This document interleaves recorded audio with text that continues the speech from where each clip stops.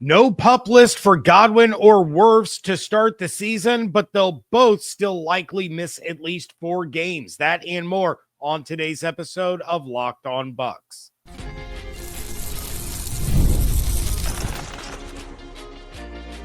You are Locked On Buccaneers, your daily Tampa Bay Buccaneers podcast. Part of the Locked On Podcast Network, your team every day. What's up, and welcome into this episode of Locked On Bucs, your daily podcast covering the Tampa Bay Buccaneers, part of the Locked On Podcast Network, your team every day. I want to thank you for making Locked On Bucs your first listen or view every day. Don't forget you can subscribe or follow for free on YouTube or wherever you get your podcasts. And of course, you can follow along on Twitter. I am James Yarcho at JYarcho_Bucs, credentialed member of the media covering your Tampa Bay Buccaneers, here with you 5 days a week along with the everydayers. And for that, I want to share my appreciation for your continued support of the show. One of the ways you can support the show is become a Locked On Bucs insider. You're going to get news, rumors, updates, general thoughts, one-on-one conversations with me via text message. Go to joinsubtext.com/LockedOnBucs or click the link in the show notes to become an insider today. This episode is brought to you by FanDuel. Football season is around the corner. Visit the FanDuel app today and start planning your futures bets now. No starters this weekend to finish out the preseason. More on that coming up in a little bit. Going to start off today with the news that Chris Godwin and Tristan Wirfs will both begin the season on the active roster and not the PUP list. Todd Bowles talked to the media about it on Thursday and said, quote, speaking about Godwin, he's taken off the PUP list, but he's got to get into football shape and everything else. I wouldn't expect him to play early on. Bowles was also asked about a timetable and went on to say, quote, just when he's ready. He's been out a long time. He's got to get into football shape. Tristan is the same way, but they'll be off, and then we'll see how it goes going forward, end quote. So if they're both still expected to not be back until at least October, probably missing the first 4 games, why use up roster spots that could be allocated to other players like Trey Palmer or Ryan Miller or some of these other bubble players? That's a question that I received from more than a few insiders when I sent out the text about these guys being on the 53-man roster and not starting on any kind of injured list like the PUP. It's a valid question. Many of you are probably asking the same questions. When you are going to end up short a wide receiver or an offensive lineman or 2 other guys that can be available, for a month, why not have guys that can play right now before you bring the other 2 back? And the reason, honestly, is pretty simple. It's not because they might play before that 4-week mark and that there's an outside chance they play in week 4 against Philly. I mean, I'm sure that there is that chance and we might see that, but that's not why the Bucs are going this route. It's because players that are on the PUP list cannot practice with the team until they're activated off the list. So if Godwin and Wirfs are on the PUP, then there's no ramp up period to get them ready to go when they are able. Instead, what you would have are 2 guys on the PUP that cannot be activated until after week 4. Then you have to get them ready, which means more time and more games missed once they're back. If they can start practicing in week 2 and get themselves ready to take the field in week 5 or week 6, then you're good to go. If they're not allowed to start practicing until week 5, then you aren't getting them back until probably week 8 at the earliest. And at that point, you might as well hold them out until after the week 9 bye. With left tackle now a big question mark and McMillan out until probably after that bye week, you don't have the luxury of wasting time. You need to get them ready so that they can be on the field as soon as possible. And no, that does not mean that you push them too hard or push them too fast and risk re-injury. It just means that when they're ready to go, you want to get them out there. You don't want to be restricted by having them on that PUP list. So allowing them the flexibility now to start practicing as soon as they're cleared, as soon as they feel that their body is ready, that's going to get them on the field a heck of a lot sooner than starting them on the PUP because of those restrictions that are placed on the physically unable to perform designation.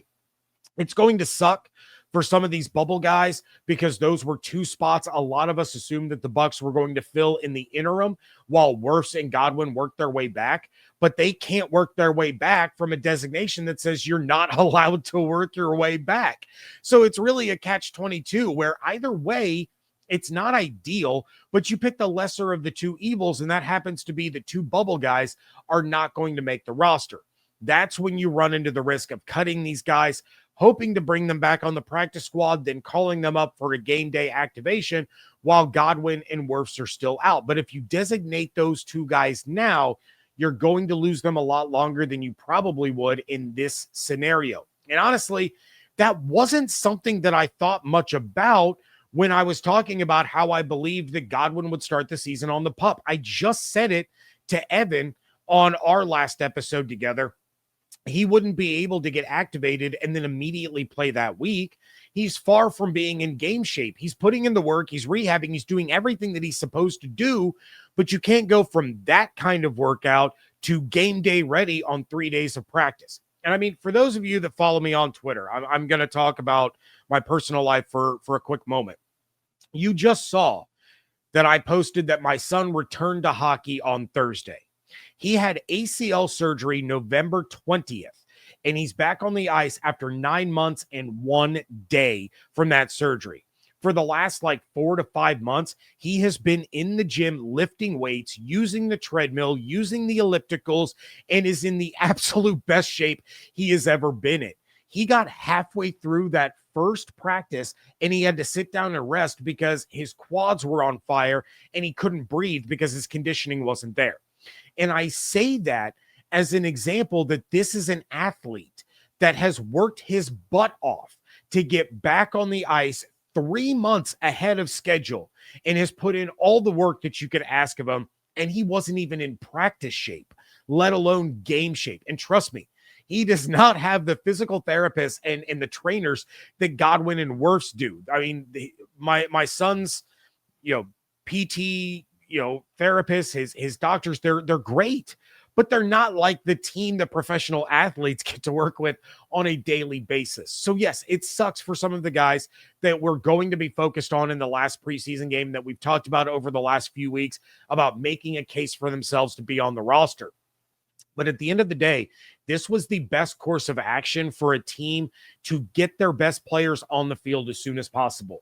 With the injuries that they have sustained since the start of camp, you cannot handicap yourself even more by having the caliber of players of Tristan Wirfs and Chris Godwin missing extra time, just so that you can make room for a few of the bubble players to be able to start the season and then get cut in order to make room for Wirfs and Godwin to return when they're ready.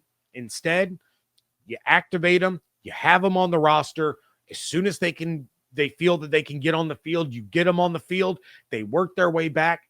And even then, even after ramping themselves up, they're probably still not going to be in the same kind of game shape that guys like Emeka Egbuka and Graham Barton and Luke Gedeke and Mike Evans are going to be in, because they've had all this extra time in training camp, whereas Godwin and Wirfs are in a little bit more of an accelerated plan to try to be ready to be on the field. Speaking of bubble players, they're going to get one last chance to impress these coaches. That is coming up next on today's episode of Locked On Bucs, part of the Locked On Podcast Network, your team every day. August 26th is officially FanDuel Futures Day, a brand new holiday for football fans who live for bold predictions and preseason hunches. For just 24 hours, FanDuel is giving you deals on NFL season predictions. So whether you're calling your MVP, eyeing a long shot division winner, or ready to crown your Super Bowl champ before week 1 even kicks off, this is your moment. You could roll with Josh Allen to get back-to-back MVPs at plus 600, or you can be like me and take the Buccaneers to win the Super Bowl at plus 2,500.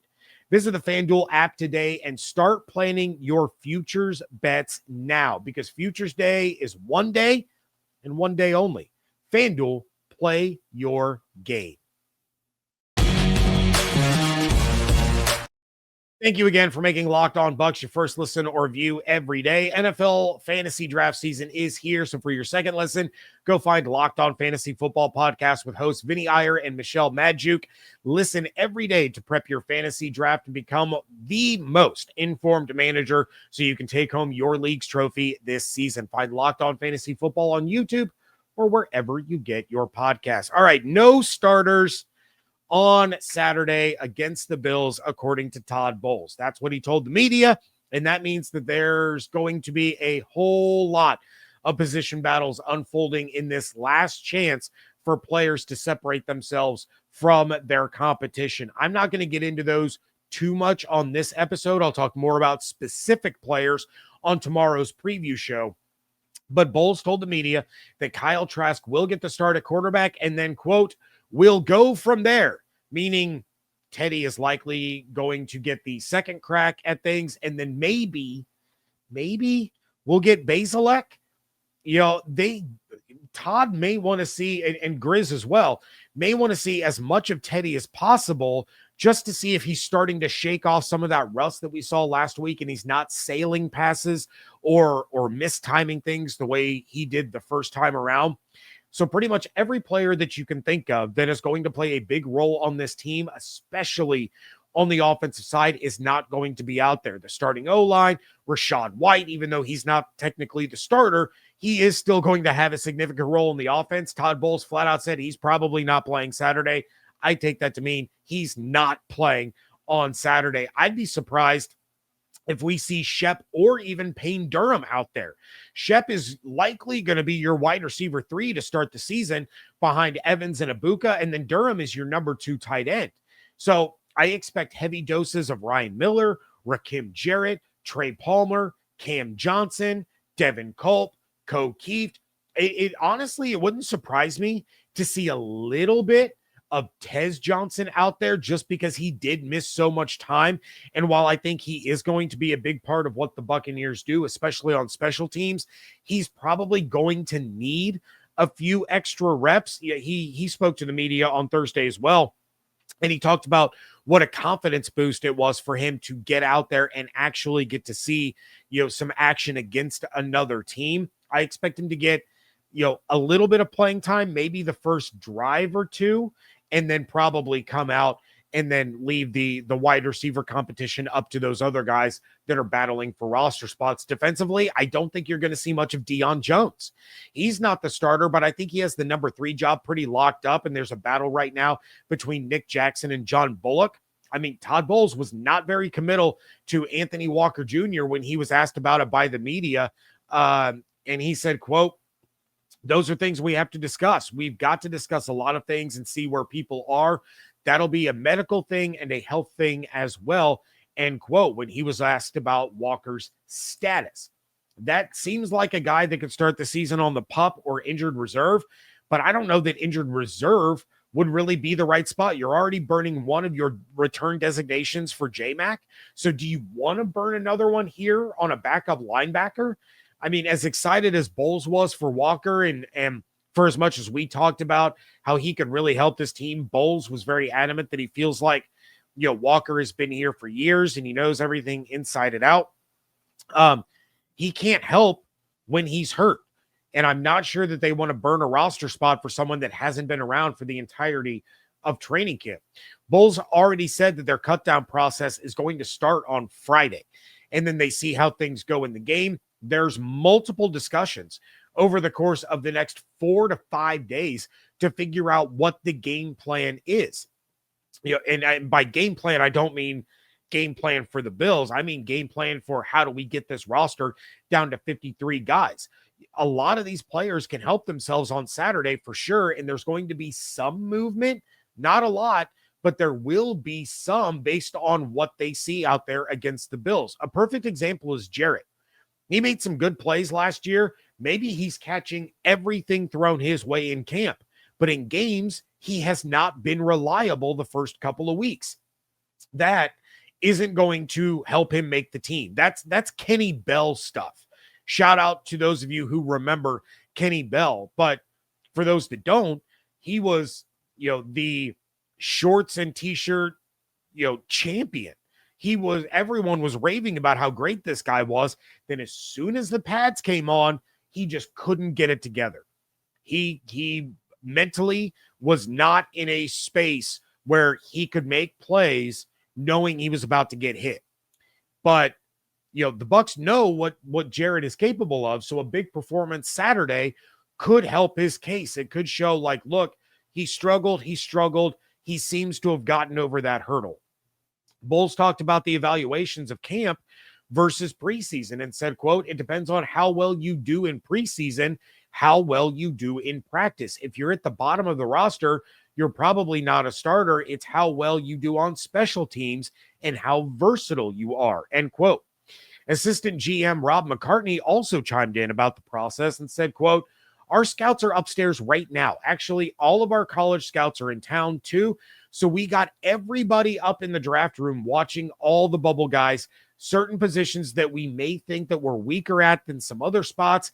And we're just going over other teams' rosters and trying to have everything lined up before we play Saturday and then come in Sunday morning and watch some more games," end quote. Remember, as McCartney just said, they're also watching other teams.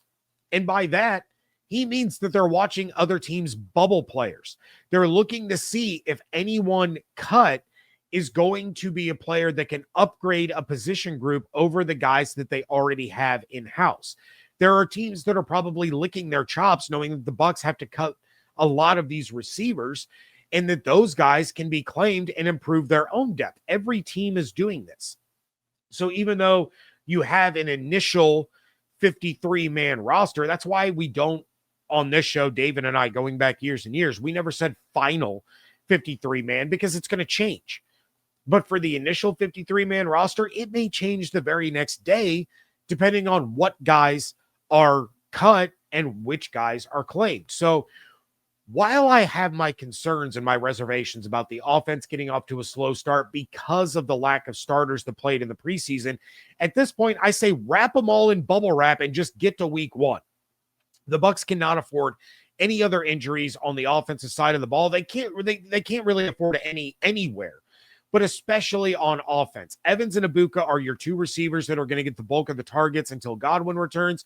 Cade Otton is going to have the opportunity to shine again like he did when Evans and Godwin went down last year. So sitting these guys, letting the bubble players and the potential practice squad guys duke it out is the best course of action for the Bucs heading into this weekend.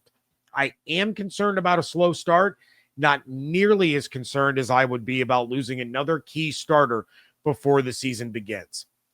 A little peek behind the curtain of the very important cut process. That is coming up next on today's episode of Locked On Bucs.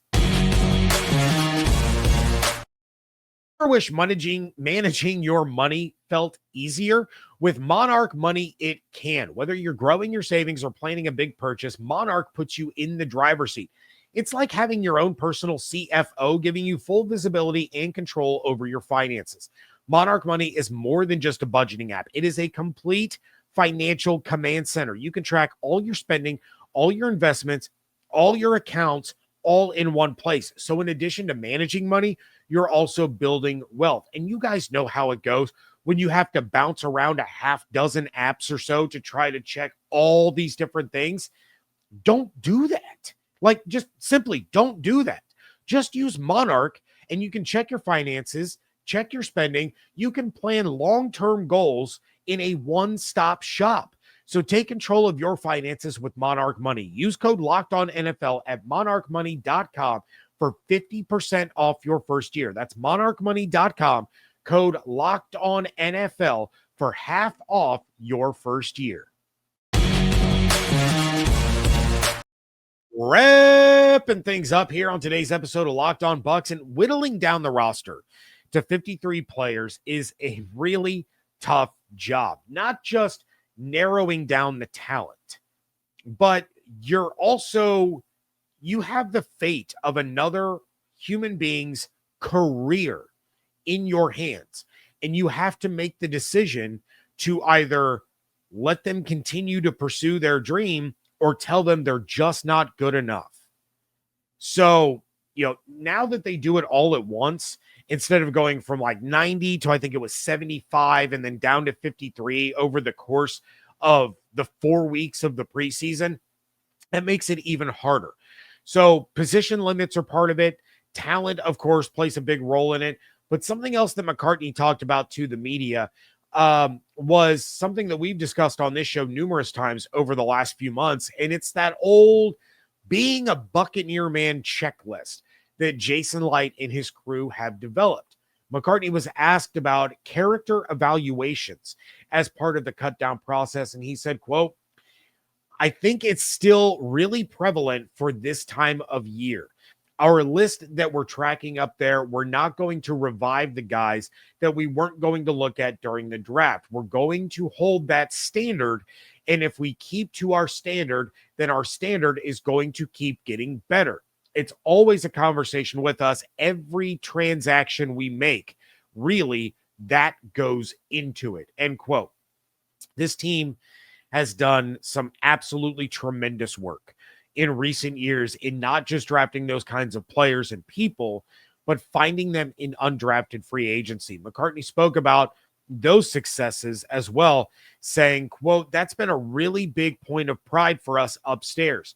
How we focused on certain positions this year, how those guys have all kind of panned out, at least to this point, whether they're going to make the 53 or be on the practice squad. There's a few other teams out there that have really good classes. So I don't want to talk too much on those guys because I know people are watching our guys and listening to this stuff too.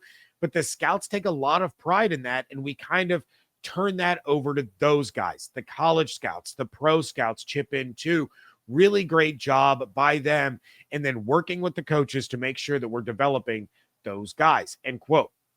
We've seen that from guys like Jackson, Bullock, the running backs, Wright and Williams. Of course, the receiver competition is all undrafted guys.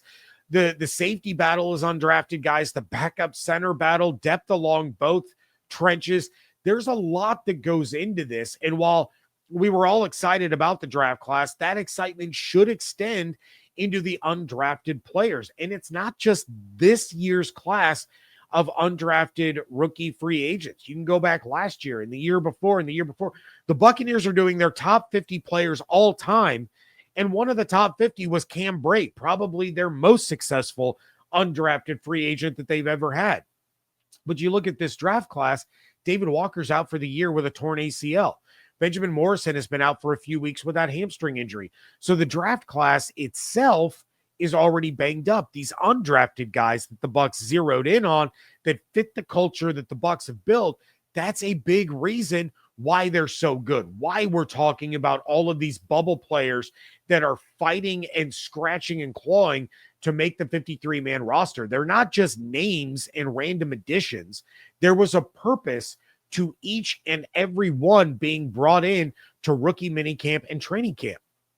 Now, unfortunately, one of those is Desmond Watson, and he never saw the field in training camp. He obviously isn't going to play on Saturday, and Bowles told the media that they have some things in the works for him going forward, but you can't burn a practice squad spot on a guy that has yet to practice. I just don't see it happening, and hopefully he gets his chance one of these days, and hopefully that chance comes with the Bucs, but I'm not sure what kind of plans they can have for him when he's not going to be on the team. The last thing that McCartney said that I found pretty interesting was when he was asked about roster battles being decided on Saturday without starters on the field. And he said, quote, for sure, it's nice to kind of, not this last practice, but pretty much scale back after this with the focus on the first few games coming up. But there are definitely spots up that are up for grabs, and it's going to be great to see these guys compete one more time. I don't want to put a number on it, but there's definitely some guys that have a big chance on Saturday that we're excited to see. I think this statement right here is why we're going to get the absolute best out of some of these players on Saturday night. And these bubble battles that Evan talked about earlier in the week, the ones that I'm going to highlight on the next show, they're going to come down to the wire. These guys know that their future is literally hanging in the balance, and it's going to be an incredible test for them with that much pressure. Which of these players rises to the occasion and which players crumble? Those are things that you can't test in practice. You can't replicate that amount of pressure in a training camp setting. They know that this is it. This is the final callbacks, and you either elevate your performance and get the lead role, or you get that call from the director saying, sorry, you're good, but you're not quite good enough to be in this show. I have about 6 to 8 players that I'm going to be laser focused on during this game that I can think of off the top of my head. It might even be more than that when I sit down and start hammering all of that out. But when we talk about getting these reps, because you can't replicate game speed in practice, even in joint practices, you cannot replicate game speed and how important that is. The same thing applies to these players tomorrow night, Saturday night. The same thing applies when you're talking about guys that have one more game to prove that they are worthy of one of those final 4 or 5 spots, whatever it is. So you're going to see Miller and Jarrett and Cam and Palmer pushing each other to the breaking point of trying to outdo one another, whether it's running routes, catching passes, blocking in the run game, whatever the case may be. You have Nick Jackson and John Bullock, who are going to keep pushing each other. If one makes a play, the other's going to try to make an even bigger play and an even better play. You have the safeties, Merriweather, Wisdom, Sanders. Those guys are going to push each other. And we talked about it with Evan. We both think that it's Merriweather's job to lose, but there's something really, really intriguing about the way that Rashad Wisdom plays the position and the versatility that he has that could give him a little bit of a leg up. So you have all of this going on, and every one of those guys on the sideline knows, okay, if that guy makes a play, I got to make sure I make a better one. They're going to give it every ounce of energy they have on offense, on defense, on special teams, because this is it. Saturday could be the last time they wear an NFL uniform ever. So this is their Super Bowl, unless they're the guy that emerges, makes the 53-man roster, and eventually gets to play in an actual Super Bowl. That's going to do it for this episode. Please check out everything going on Twitter at Locked On Bucs, at @JYarcho_Bucs. Less than 24 hours left in that poll where it's our, the Bucs Mount Rushmore versus the Saints Mount Rushmore. And last I checked, the Saints were mounting a little bit of a comeback. Live update here, if I can find it quick enough. It's gotten even closer since the last time I looked. So the Bucs are at 53%. The Saints are at 47% with over 700 votes. You got to get over there and vote for the Bucs in the Mount Rushmore battle. We cannot lose this to Ross and Locked On Saints. We just can't. It's not allowed. I am not allowing it. Go vote, please. You can find that. I've retweeted it on the Locked On Bucs and my own accounts, or it's on the Locked On Network, at Locked On Network Twitter account. Please make sure that you are subscribed on YouTube or wherever you get your podcast. Become an insider. Go to joinsubtext.com/LockedOnBucs or click the link in the show notes. If you want to support the show, but you don't want to be an insider, it's real simple. Like this episode on YouTube, leave a 5-star review wherever you get podcasts. It does help other Buccaneers fans find the show. Hope you all have an absolutely outstanding day. Stay safe, stay healthy, fire the cannons.